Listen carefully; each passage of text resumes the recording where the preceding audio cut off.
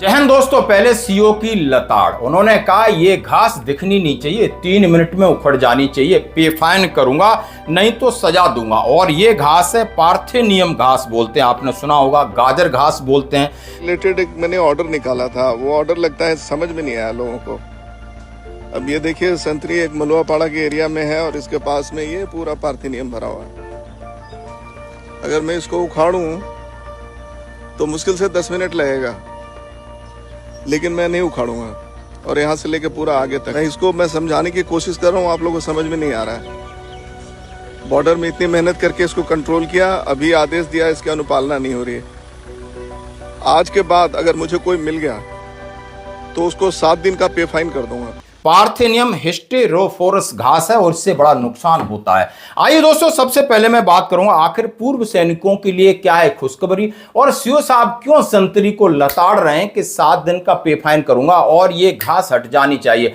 क्यों ये घास, जिसको कोई कांग्रेस घास बोलता है, गाजर घास बोलता है, और ये पार्थेनियम खरपतवार है, ये बहुत नुकसानदायक होता है। खासकर आपने ईस्टर्न इलाके में जाइए जहां पर उमस होती हो, ये घास इतनी जल्दी इतना खड़ा हो जाती हो और ये सांस लेने में दिक्कत पैदा करती हो। ये बिल्कुल जरूरी है, ये मेरे साथ भी हुआ है। तो दोस्तों, सबसे पहले पूर्व सैनिकों के लिए डीजीआर की कॉरपोरेट नौकरी की पहल, कोटक महिंद्रा, लाइफ, एंडेको, अमेजन और जैनपेक्ट के साथ समझौता हुआ है।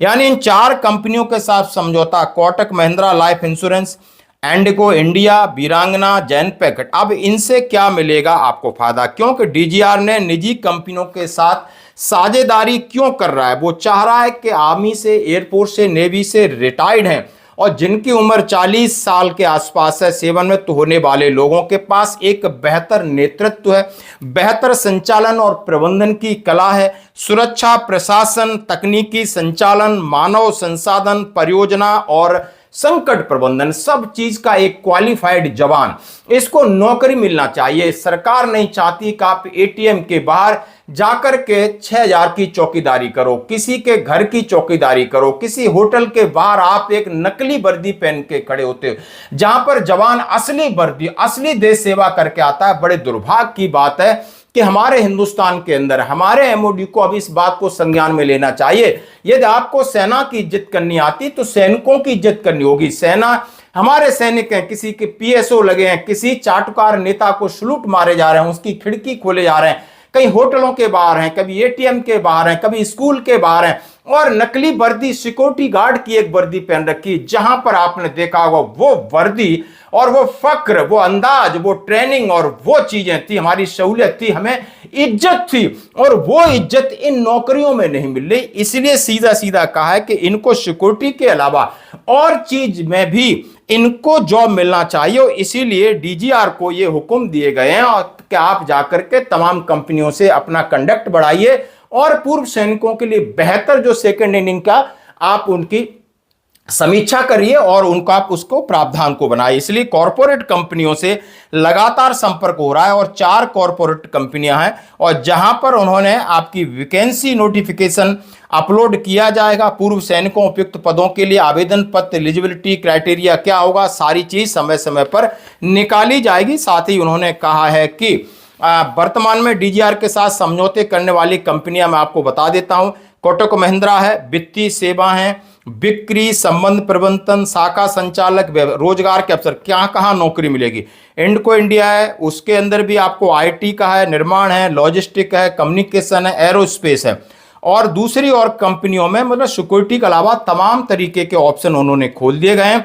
और इसके अंदर आप देख सकते हो अमेजन का है, ई कॉमर्स है, तमाम मतलब जिस तरीके से आप जो काम है, सिर्फ सिक्योरिटी के अलावा बहुत सारा प्रबंधन है, वो काम आपको मिलेगा। उस काम के लिए आपको ट्रेनिंग दी जाएगी और वो आपकी बेहतर क्वालिटी को देखते हुए आपको ये मिलेगा जो करार सामने हुआ। तो दोस्तों, हम इसकी बिल्कुल भूर प्रशंसा करते हैं कि आजकल सेना के लोग हैं, एजुकेटेड हैं और इंटेलेक्चुअल हैं, सब कुछ आता है। आप बस उन्हें एक बार थोड़ी सी ट्रेनिंग दे दो, वो ईमानदारी से बखूबी अपना काम करेंगे। अब आइए इसकी बात करते हैं, ये गाजर घास की बात करते हैं और ये बड़ा पंगा है। सीओ साहब बहुत नाराज हैं।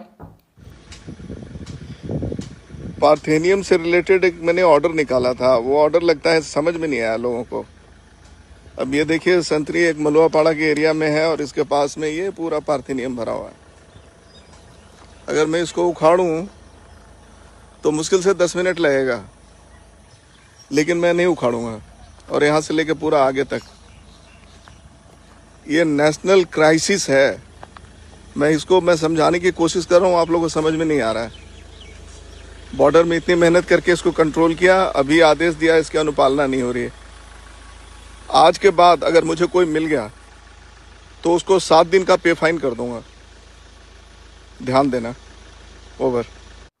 संतरी को बोलते नहीं बनना है। सीओ साहब कह रहे हैं हम चाहें तो 3 मिनट में उखाड़ देंगे, लेकिन हम उखाड़ेंगे नहीं। और इस गाजर घास से बहुत ज्यादा नुकसान है, यानी ये खरपतवार है। एक्चुअली आपकी अस्थमा जैसी प्रॉब्लम है, स्किन एलर्जी जैसी प्रॉब्लम है, इस घास से होती है। हाँ जी दोस्तों, मैं बीनागुड़ी कैंप में था, वहां एसएम था, और वहां पर यह घास इतनी जल्दी खड़ी होती थी कि इस घास से ही युद्ध चलता रहता था हमेशा। एक साइड से खत्म करते, दूसरी साइड से हो जाती। सवेरे की परेड, शाम की एक परेड होती थी।